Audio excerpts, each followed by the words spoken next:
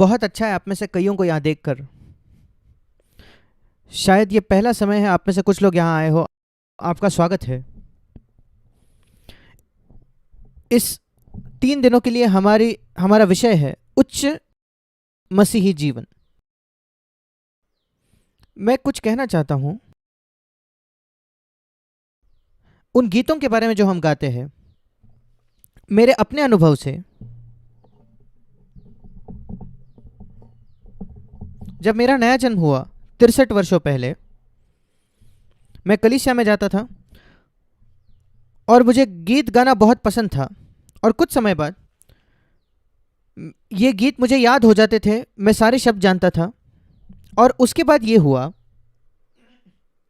धीरे धीरे मैं उनको गाने लगा बिना उस मतलब शब्दों के अर्थ के जो मैं गा रहा था।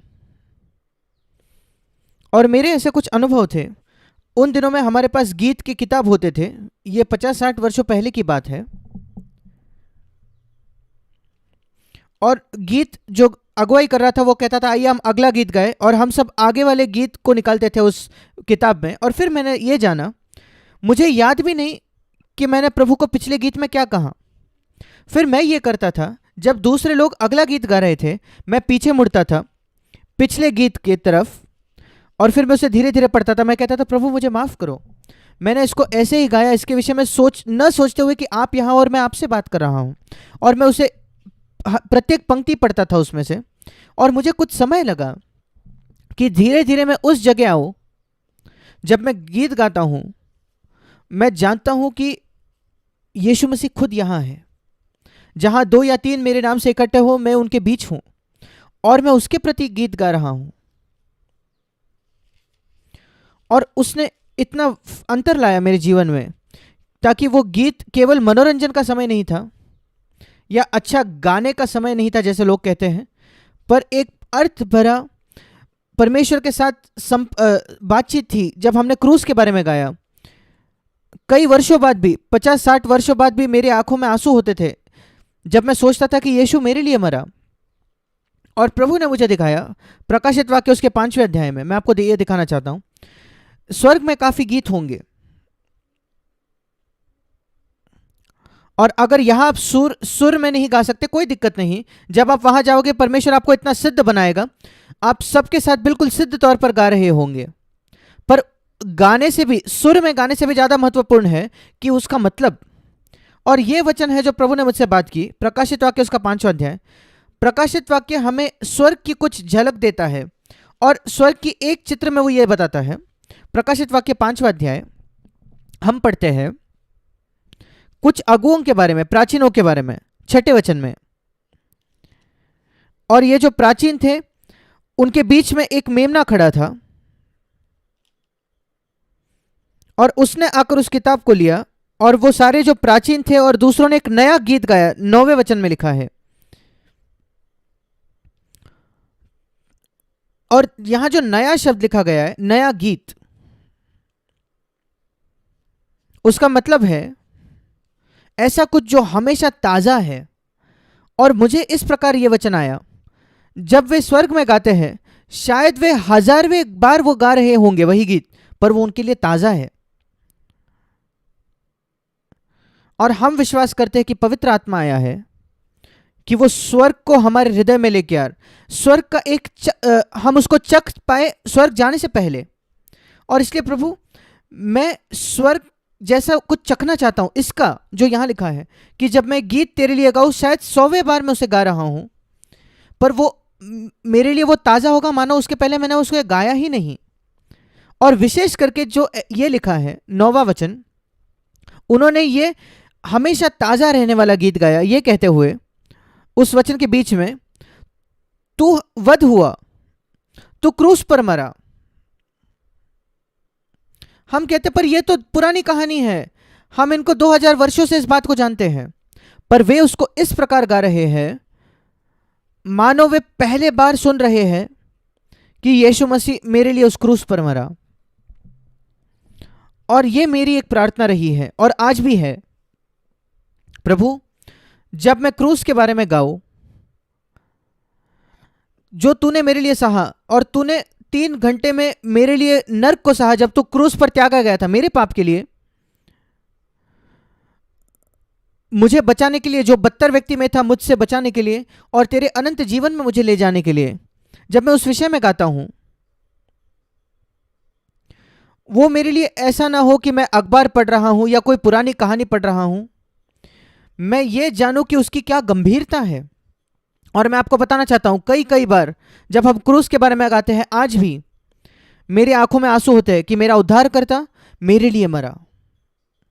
मैं आपको प्रोत्साहित करना चाहता हूं, ये रातों रात नहीं होगा, पर अगर आप एक निश्चय लोगे आज कि जब आप गीत गाओगे, आप उस मतलब को जानकर गाओगे जो शब्द आप इस्तेमाल करते हो, विशेषकर कलवरी के क्रूस के बारे में मैं आपको बताना चाहता हूं, शायद 1 साल में या 2 साल में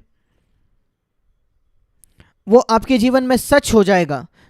इसका मतलब जब कभी आप गाओगे, आप सीधा सीधा मसीह के लिए गाओगे, यीशु के लिए गाओगे। वो ये नहीं रहेगा उसके बाद कि आप ऐसे ही परंपरा के तौर पर गा रहे हो, गाने का समय नहीं होगा। और ये बहुत बड़ा अंतर लाएगा। ये बेहतरीन तरीका है, सर्वोत्तम तरीका है आपके हृदय को तैयार करने का कि आप संदेश को सुनो। मेरे जीवन में बहुत बड़ा अंतर इसने लाया है, और पवित्र आत्मा आया है हमारी सहायता करने के लिए। और इसलिए उच्च मसीही जीवन मैं निकालना चाहता हूं, 1 यूहन्ना 2 अध्याय 6 वचन। अगर एक वचन है, शायद किसी भी और वचन से ज्यादा बाकी वचन भी है जो समझाता है या व्याख्या देता है कि उच्च मसीही जीवन क्या है, वो ये वचन है। 1 यूहन्ना 2 अध्याय, यूहन्ना की पहली पत्री 2 अध्याय और उसका 6 वचन। जो कोई ये कहता है कि मैं उसमें बना रहता हूं, मतलब मसीह में बना रहता हूं, हम में से अधिकतर, अगर सब नहीं तो हम कहते हैं कि हम मसीह में हैं।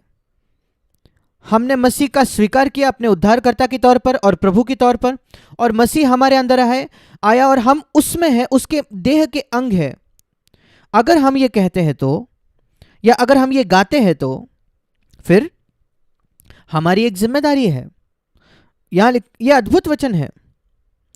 उसे चाहिए कि आप भी वैसा ही चले जैसा वो चलता था। ये उच्च मसीही जीवन है।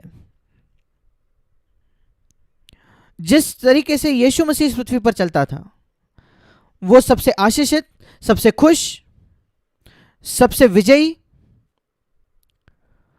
जितने विशेषण आप इस्तेमाल कर सको, अद्भुत जीवन जो कोई कभी जी सकता हो। वो सबसे अमीर व्यक्ति नहीं था इस पृथ्वी पर। वो 60-70 की उम्र तक नहीं जिया, वो केवल 33 वर्षों तक जिया। और उसने अपनी सेवकाई केवल तब शुरू की जब वो 30 वर्ष का था, 3.5 वर्ष केवल। और उसके बावजूद उसके जीवन के अंत में उसने पिता को देखकर कहा, यूहन्ना उसके 17 अध्याय में,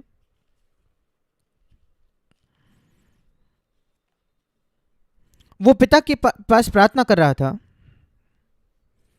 यह सबसे लंबी प्रार्थना है यीशु की जो बाइबल में दी गई है। यह एक प्रार्थना है।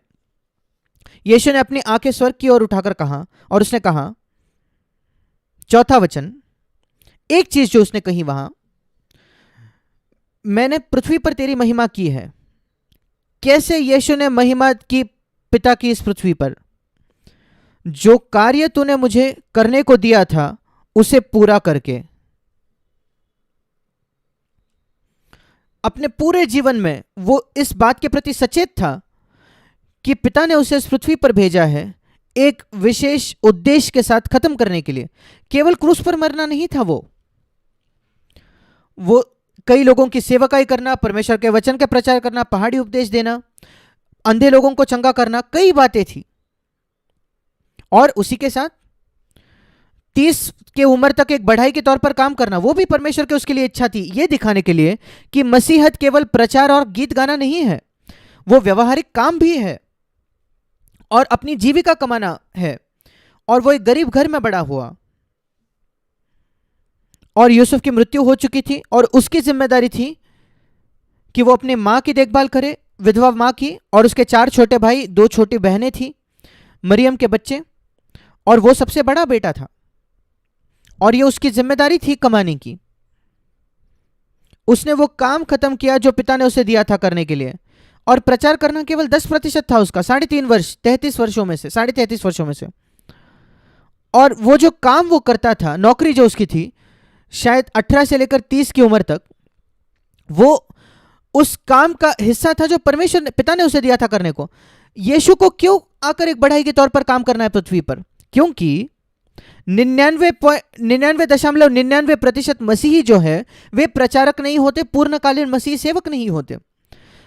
शायद आप में से हर एक जो यहां बैठा है, आप प्रचारक नहीं हो, आप फुल टाइम में काम नहीं करते, आप एक नौकरी कर रहे हो।